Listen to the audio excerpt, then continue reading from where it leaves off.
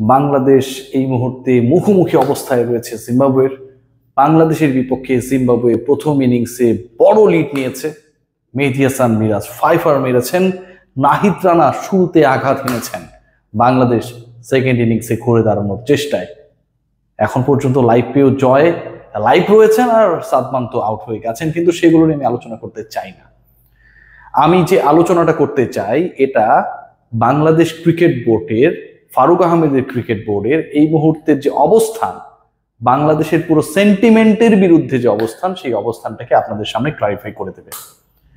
এই মুহূর্তে বাংলাদেশে আপনারা যদি তাকান, সবার মধ্যে একটা ভয়ঙ্কর ধরনের আশঙ্কা, বিদ্বেষ, কষ্ট, একটা বাজে ধরনের মেন্টাল স্ট্যাটাস কাজ করছে। কি নিয়ে কাজ করছে আমি নাম উল্লেখ করব না, কারণ এই ভিডিওগুলো আপনাদের কাছে যাওয়া প্রয়োজন, সেটা সেক্ষেত্রে যাবে না, অনেক ইস্যুস রয়েছে।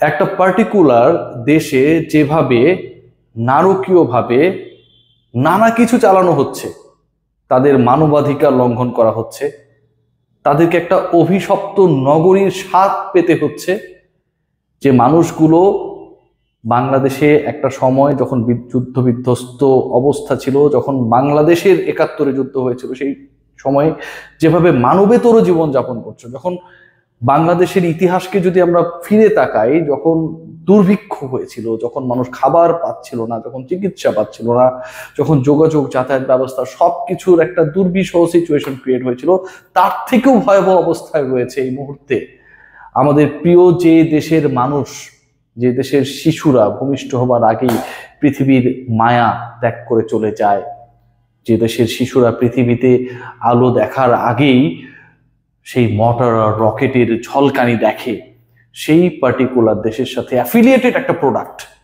বাংলাদেশ ক্রিকেট বোর্ড সগৌরবে ইন্টারন্যাশনাল ম্যাচে প্রকাশ করছে, প্রচার করছে। খেয়াল করে দেখবেন এই মুহূর্তে যে ছবিগুলো দেখছেন, যে ছবিগুলো তো নিশ্চয়ই আমি এআই দিয়ে বানাইনি, আর্টিফিশিয়াল ইন্টেলিজেন্সে বানানো না। বাংলাদেশের ক্রিকেটার মেহেদী হাসান মিরাজ যখন সংবাদ সম্মেলনে তার সামনে দুপাশে দুটা পার্টিকুলার জিনিসের বোতল, বাংলাদেশ ক্রিকেট বোর্ডের অনেক টাকা, ১৩০০ কোটি টাকার গল্প শুনি, অনেকে বলে ১১০০ কোটি টাকা, অনেকে বলে ১০০০ কোটি টাকা, মানে ১০০০ কোটি টাকার হিসাব নিকাশ আমরা শুনি প্রতিটা দিন। আমরা এটাও শুনি ফারুক আহমেদ তিনি বিভিন্ন জায়গায় গিয়ে দারুণভাবে বক্তব্য দেন। গতকাল এক জায়গায় গিয়ে বলেছেন যে আমি টিকিট সেলিং থেকে আর্ন করেছে প্রায় ১৩ কোটি টাকা। বিশাল সাধুবাদ, ১৩ কোটি টাকা বিসিবি আয় করেছে, বিসিবির কোনো টাকা পয়সার অভাব নেই, কিন্তু বাংলাদেশ ক্রিকেট বোর্ড শুধু টাকাটাই চিনল।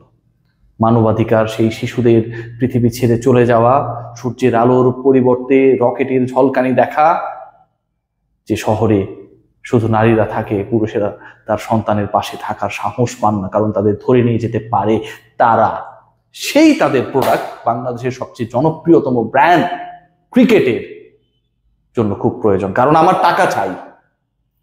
বাংলাদেশ ক্রিকেট বোর্ড এখনো সেই স্ট্যাটাসটা দেখাতে পারে নাই। বাংলাদেশ রাষ্ট্র যে অবস্থানটা দেখিয়েছে, যে বাংলাদেশের পাসপোর্টে পার্টিকুলার ওই দেশের নামটা ব্যতীত ভ্রমণের যে ইস্যুটা পূর্বে ছিল সেটাকে আবার পুনর্বহাল করা হবে, বাংলাদেশ রাষ্ট্র যা করে দেখিয়েছে, বাংলাদেশের মানুষ যা করে দেখিয়েছে, বাংলাদেশের সেই খেটে খাওয়া মানুষ, রিক্সাওয়ালা, চাকুরিজীবী, শিক্ষার্থী, গৃহিণী, সবাই যেটা করে দেখিয়েছে, অন্তত একটা জায়গায় বাংলাদেশের ধর্ম বর্ণ নির্বিশেষে যে ধ্বংসযজ্ঞ হচ্ছে, এটা শুধুমাত্র একটা পার্টিকুলার গোষ্ঠীর বিরুদ্ধে না, পুরো মানব জাতির বিরুদ্ধে। আর এই আন্দোলন বা এই খারাপ লাগা শুধুমাত্র একটা নির্দিষ্ট ধর্মের মানুষের জন্য না, সকল ধর্মের বিবেকবান মানুষদের জন্য এটা একটা কষ্ট জায়গায়। কিন্তু বাংলাদেশ ক্রিকেট বোর্ড, তাদের বিবেক নেই। ইন্টারন্যাশনাল ম্যাচে জিম্বাবুয়ে বাংলাদেশ কেমন করবে ছাপিয়ে আজকে সেই রিপোর্টটা করার যখন পরিকল্পনা আমি রিয়াসাত আজিম করছিলাম, ঠিক তখন আমার গা ঘিন ঘিন করে ওঠে যখন সেই প্রোডাক্টটাকে দেখি সগৌরবে বাংলাদেশ ক্রিকেট বোর্ডের আয়োজনে এটাকে বিশ্বব্যাপী ছড়িয়ে দেওয়ার কি এক পায় তারা। কি টাকার প্রয়োজন, আমাদের এত টাকার প্রয়োজন, আমাদের এত টাকার প্রয়োজন।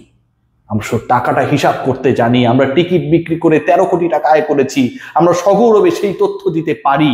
আমরা এটাও বলে দেই যে অতীতে যারা ছিল তারা পারেনি, ভবিষ্যতে যারা আসবে তাদের মন খারাপ হবে, কারণ এই সিস্টেম থেকে তারা বেরোতে পারবে না, কারণ টাকা আর্ন করার ব্যাপারটা এখানটায় টাকা টাকা টাকা। ভাই এত টাকা আপনাদের, তারপর ওই প্রোডাক্টে আপনাকে বিক্রি হতে হবে। বাংলাদেশের শত শত মানুষ যখন বর্জন করছে, ঠিক তখন বাংলাদেশ ক্রিকেট বোর্ড আপন করে নিয়েছে। গ্রহণ তাদের করতেই হবে, টাকার প্রয়োজন না, টাকার কাছে মানবিকতার কোনো মূল্য নেই। মিস্টার ফারুক আহমেদ, আপনি তাই মনে করেন হয়তো। ক্রিকেট বোর্ডে ইমেজ নষ্ট হয়ে যেত, ক্রিকেট বোর্ড ওই পার্টিকুলার ব্র্যান্ড ছাড়া কি চলতে পারতো না। ক্রিকেট বোর্ডের কাছে ওই লাল লোগোটার থেকে অনেক কম গুরুত্বপূর্ণ হয়ে ওঠে যখন হাজারো লাখো মানুষের রক্তে, লাল রক্তে রঞ্জিত হয় পার্টিকুলার কোন একটা দেশ, কোন একটা সিটি। টাকার কাছে সব মূল্যহীন হয়ে পড়ে। এই বাংলাদেশের বাসিন্দা আমরা, এই বাংলাদেশের সবচেয়ে মেধাবী, সবচেয়ে অধ্যবসায়ী, সবচেয়ে ট্যালেন্টেড ক্রিকেটারদেরকে আমরা যে প্ল্যাটফর্মে দেখি, সেই প্ল্যাটফর্মটাতে যারা আসলে ওই পার্টিকুলার দেশের বড় স্টেক হোল্ডার হিসেবে পরিচিত, যাদেরকে সাধারণ মানুষ বাংলাদেশের বর্জন করেছে, সেই প্রোডাক্টটাকে যখন ডানে বামে দেখি, এর থেকে লজ্জার কোনো কিছু থাকে না। আমি খুব লজ্জিত অ্যাজ এ ক্রিকেট রিপোর্টার। আমি জানি না, আমাকে অনেক ধরনের টেকনিক্যালি হুমকি দেওয়া হয় ভাই, অনেস্টলি, যে আমি অনেক বেশি কথা বলি, অনেক বেশি বেড়ে গেছি। আমি শুনি, ওর কাছ থেকে শুনি রিয়াসাত খুব বেড়ে গেছে, ঠিক আছে, সময় আসবে, ওকেও সাইজ করা হবে। সিরিয়াসলি সব শুনি ভাই, আমাকে সাইজ করে কিছু না, আমি গরিব মানুষ ভাই, টাকার পেছনে ছুটি না। এই টাকা টাকা টাকা না, এই পার্টিকুলার ব্র্যান্ডের ব্র্যান্ডিং করার সুযোগ আমার রিয়াসাতের যথেষ্ট পরিমাণ ছিল ভাই, সিরিয়াসলি ছিল, করি নাই, করবো না। আমি হয়তো গরিব হতে পারি, আর আপনার হয়তো অনেক বড় লোক হতে পারেন।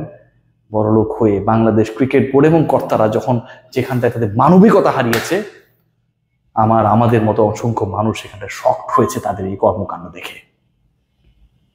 কয়টা মিডিয়া এটা নিয়ে কথা বলেন?